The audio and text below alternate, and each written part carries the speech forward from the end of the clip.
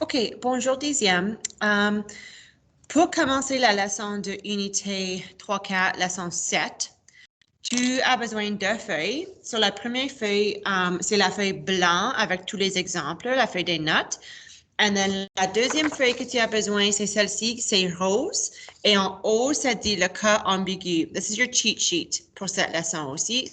So, je veux que tu aies ce papier à côté de toi pendant que tu écoutes. If you don't, nothing's going to make sense. You need to have that pink sheet. OK? Alors, maintenant, je vais partager l'écran pour la leçon. So, voilà. OK. So, ça, c'est la dernière leçon de unité 3 et 4. C'est appelé le cas ambigu. En anglais, it's the ambiguous case. OK? So, just un petit autre rappel ici. Utilise la feuille donnée pour t'aider à répondre à chaque question. So, tu as besoin de la feuille rose. So, pour être un cas ambigu, ça veut dire que tu ne sais pas le nombre de triangles possibles. I'll explain that in a sec. On doit avoir deux côtés et un angle. Et le angle est opposé à un de ses côtés. On appelle cette situation CC, côté, côté, angle. OK?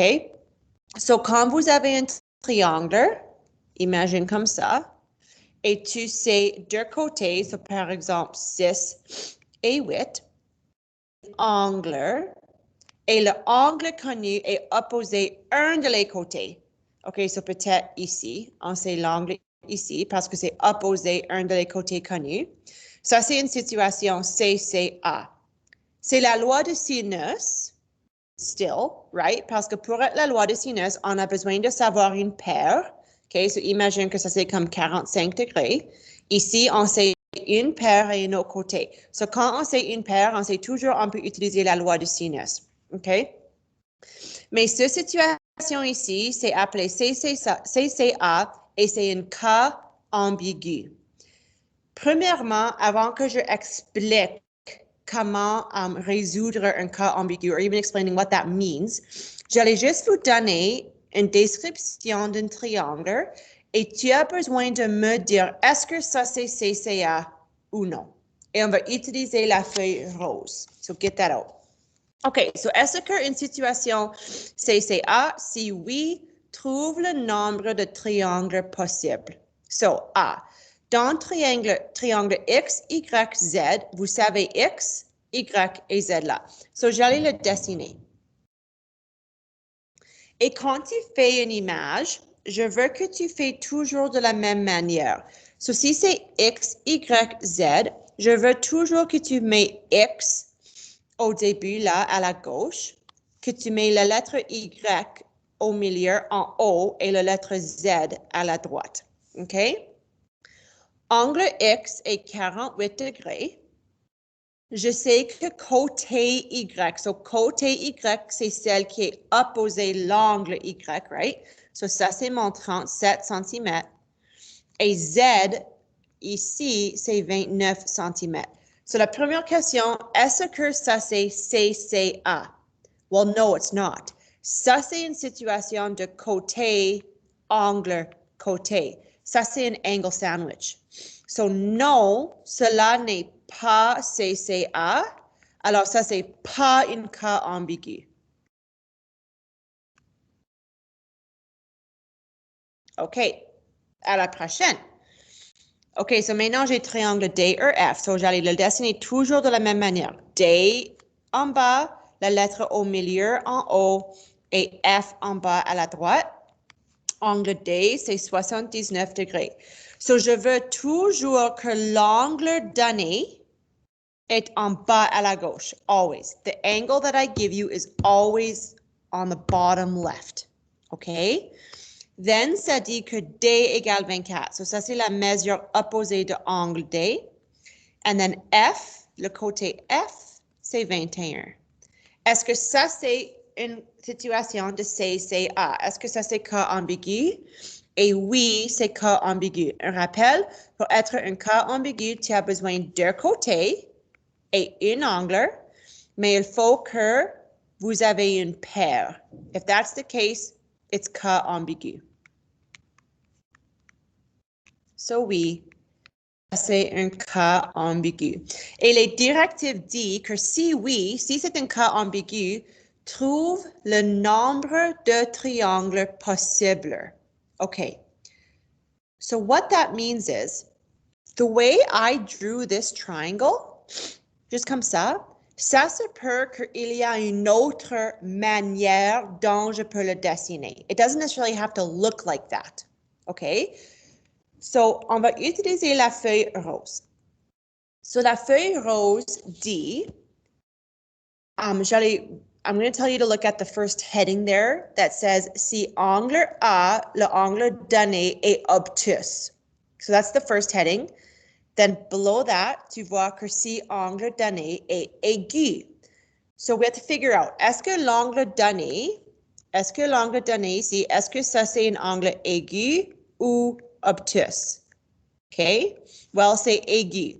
Aigu veut dire que c'est moins que 90. So ça c'est un angle aigu. So I'm going to read underneath that heading on the pink sheet. Angle A est aigu. Okay, so the first tick, ça dit que si A est plus grand que B, il y a un triangle. Okay.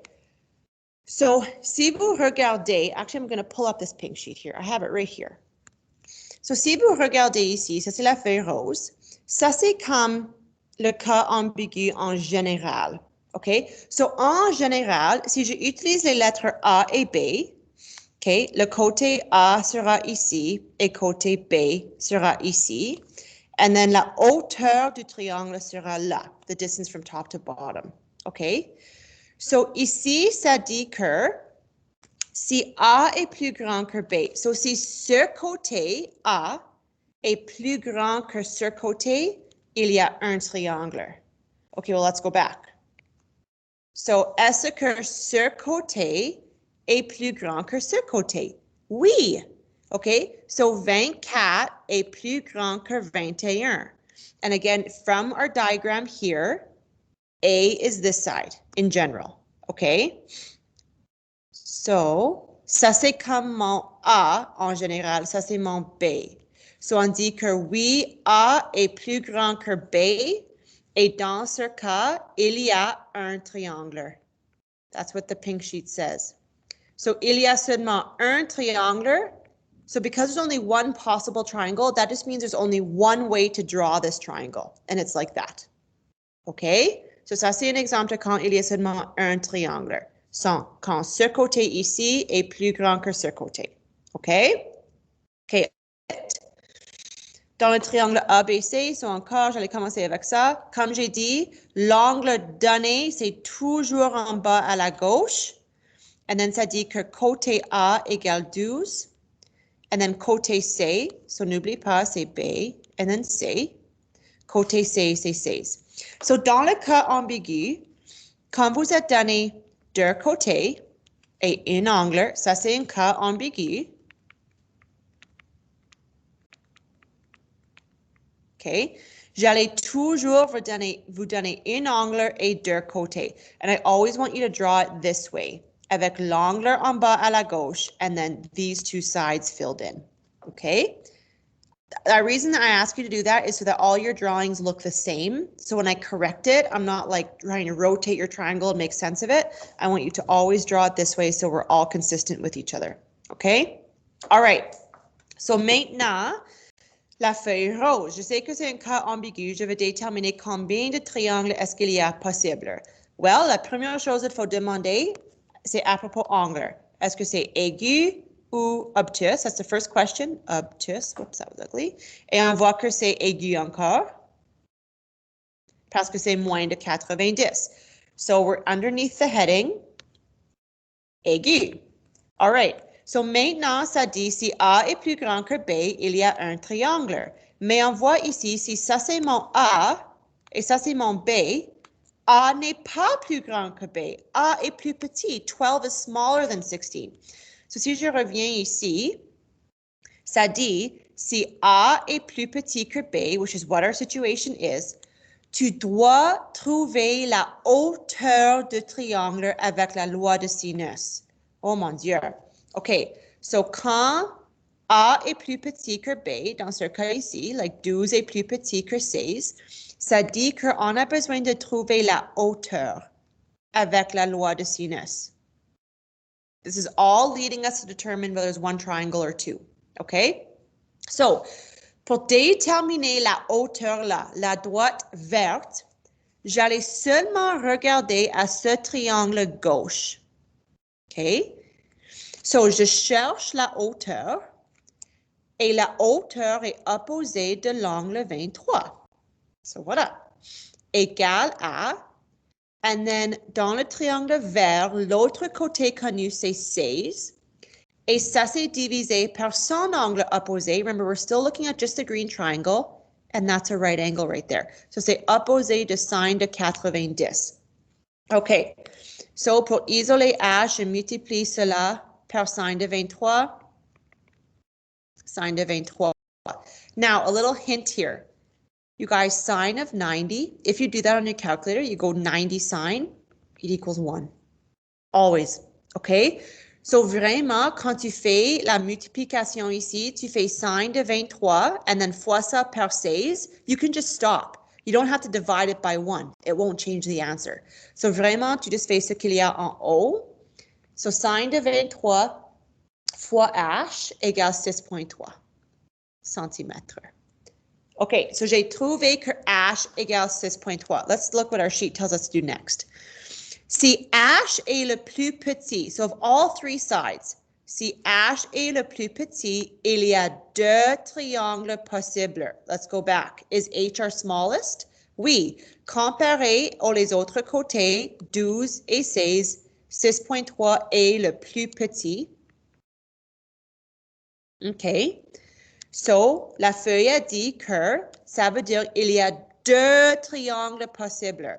So, it can look like this, which is the one we drew, or it could actually look like this too. So, j'allais vous montrer qu'est-ce que je veux dire par ça. I'm running out of room here. OK. So, comme j'ai dit, l'option numéro 1 is the one we drew. So, 23, oops. Option number 1 is the one we drew. Avec 23 ici, 12 là, et 16 là. So the triangle could look like that. But le triangle peut aussi regarder comme ça. OK? Ça, c'est encore 23. That angle won't change. Ça, c'est encore 12. That side won't change. Et ça, c'est encore 16. Ce côté ne change pas. So all the measurements stay the same. But what changes is this angle is aigu here. And then in the other option, it's obtuse here. So ça, c'est la différence. There's kind of two possibilities of what this triangle could look like.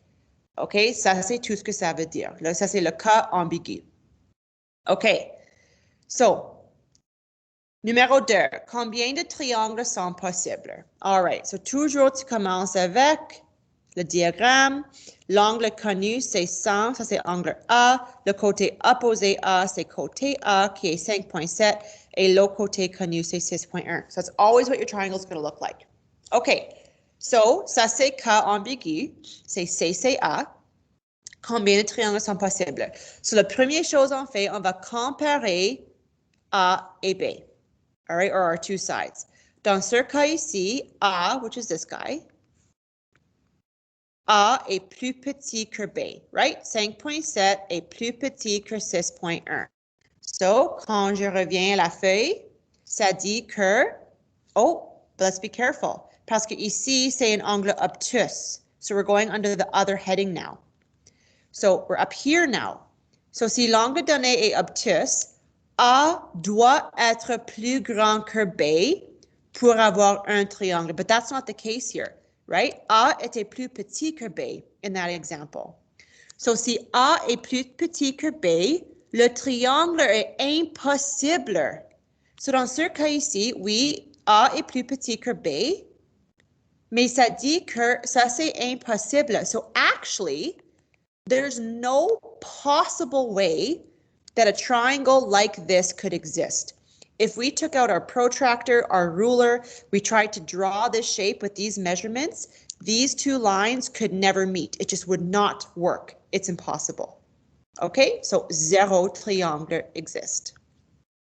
OK. Dans le triangle ABC, so cette fois-ci, j'ai angle A en bas qui égale 40. Le côté opposé, c'est 4,6 et ça, c'est 7,2. OK, so ça, c'est un angle aigu. OK. So, dans un angle aigu, si A est plus grand que B, il y a un triangle. Mais A n'est pas plus grand que B. A est plus petit que B. So, quand ça, c'est le cas, quand A est plus petit que B, il faut trouver la hauteur. That's what the sheet says. Just follow what the sheet says. OK, so j'ai déjà montré comment faire ça. So, voilà le triangle gauche. Je cherche la hauteur. Je le divise par son côté opposé. Oh, sorry, par son angle opposé, je m'excuse. L'angle opposé de H, c'est sin de 40. Mais ça égale à l'autre côté connu, c'est 7,2. Remember, I'm just using the green triangle divisé par le sin de 90. OK, multiplie chaque côté par le sin de 40, annule l'annule. Et comme j'ai expliqué dans l'autre exemple, sin de 90 is just 1, so you can even scratch it out. OK? So, quand tu fais ça sur la calculatrice, tu vois que H est égal à 4,6. OK, so j'ai trouvé que H égale 4,6. So, ici, ça dit que tu dois trouver la hauteur du triangle. We did that. Si H est le plus petit, il y a deux triangles possibles. There's other options, though. Si H n'est pas le plus petit, so if H is bigger than one of the other sides, le triangle est impossible. Ou il y a une troisième option. Si H est égal à A, un triangle rectangle exists. So if we go back, we see that that's our case here. H est égal à A. They are the same. In this case, H equals A. 4,6 égale 4,6. Quand cela arrive, ça dit qu'il y a un triangle rectangle qui existe. So this is what the triangle would look like. Un triangle rectangle, 7,2, 40, and then la hauteur is 4,6. Okay? So quand tu vois que H et A sont égaux, this is actually what the triangle will look like. The height and A are the same line. OK? So ça, c'est le cas de le triangle rectangle. OK, dernier exemple. Dans le triangle X, Y, Z, blablabla. So j'allais le dessiner. OK, so X, c'est l'angle donné, 57 degrés. 8,2, c'est là. Et 8,4, c'est là. OK. So, lisez bien ici, parce que ça dit que si je vous dis que deux triangles sont possibles, so I'm telling you in this scenario, this is a two triangle scenario, et ça veut dire que j'ai trouvé H. Okay, so I saw that A was less than B. Alors, j'ai fait le travail, j'ai trouvé mon H, j'ai vu que H est le plus petit de toutes les valeurs, and when that happens, il y a deux triangles. So that's what that pink sheet says. When you find H, if it's the smallest of all of them, il y a deux triangles possibles. So I did all of that work for you. La question dit, quelles sont les mesures possibles pour angle Y? So ça, c'est ton Y ici, n'oublie pas. Well, okay, I should back up here. Before, I told you to write X, Y, Z to put the middle letter up here, okay? But in this scenario here, I said that your two sides were 8.2 and 8.4. And whenever I give you two sides, I always want you to put the two sides on the left and the right, never down here, okay? So because I forced you to put your side 8.4 ici and that side Y, il faut que ça c'est angle Y dans ce cas. OK? So je veux chercher angle Y ici. So, dans ce cas, il y a deux triangles possibles. Ça c'est triangle numéro 1. And then comme j'ai expliqué dans l'autre exemple, triangle 2 peut regarder comme ça. So, ça, c'est encore ton X avec 57. Ça, c'est encore ton 8.2. Ça, c'est encore ton 8.4. Et ça, c'est encore ton Y. Je veux savoir quelles sont les mesures possibles pour Y. So, je cherche les deux réponses possibles. Un va être aigu, un va être obtus. So, dans ce cas ici, on the left, pour trouver l'angle Y ici, tu sais son côté opposé et tu sais une paire. So, ça, c'est loi de sinus. So, sine de angle Y divisé par 8.4 égale, et then l'autre sine de 57 divisé par 8.2. OK? Tu fais le travail, tu multiplies chaque côté par 8.4. OK? So, quand tu fais la multiplication là, sine de 57 fois 8.4 divisé par 8.2, bla, bla, bla, bla. Shift sign, angle Y égale 59 degrés. So, dans ce cas ici, c'est 59 degrés. Okay, now listen carefully. Pour trouver ceci, si je fais la loi de sinus encore, so I do my setup, je cherche angle Y divisé par son côté opposé égale, and then sine de 57 divisé par son côté opposé, 8.2. Now I'm trying to find angle Y, which this time I know is going to be obtuse, bigger than 90. But look at our two setups here. Regarde celui-ci et regarde celui-ci. They're absolutely identical. Of course they're identical. The measurements didn't change. They're all the same. So, quand je fais ce travail dans la calculatrice, well, j'allais recevoir 59 encore. Mais je sais que c'est obtus. So, pour trouver l'angle obtus, tout ce que tu fais, tu trouves son supplément. So, tu fais 180 moins le 59 et tu reçois la version obtuse sur 121. So, dans ce cas ici, c'est 121. OK? So, ça, c'est le cas ambigu. So, again, that pink sheet is going to be a godsend to you. Don't lose that. Le devoir est une feuille, là. Et juste n'oublie pas que quand c'est le cas ambigu, j'allais vous donner toujours 3 valeurs, OK? Un angle et 2 côtés, and I always want your setup to be drawn the same. L'angle en bas à la gauche, and then les 2 côtés connus à gauche et droite. OK? All right. Bonne chance.